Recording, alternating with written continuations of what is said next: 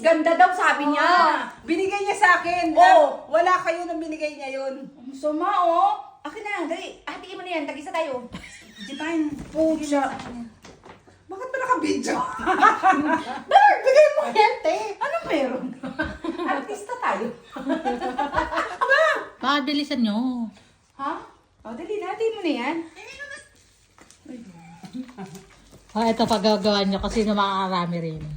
Teka lang. Hindi na pwede kang gawa-gawa yun, te. Akin na, ako maghahati. Hindi ganyan. Oo, Natin tama. kapatid. Walang agaw-agawan. Basta sa talo. Ano si agaw-agawan? Isa sa'yo, te. Isa sa'yo.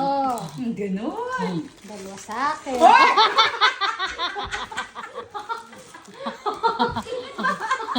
Ay, ganun ba ang maghatian? Ganun ba maghatian? Isa sa'yo. Ayan na. Sa akin ba isa? Wala ko pa nilagay. O, yun na, oh, te. Oo, isa sa'yo. Kailangan bantayan Pilipino yung mandarang buto. Oo, eh, kasi parang yung isa sa'yo, dalawa sa kanya.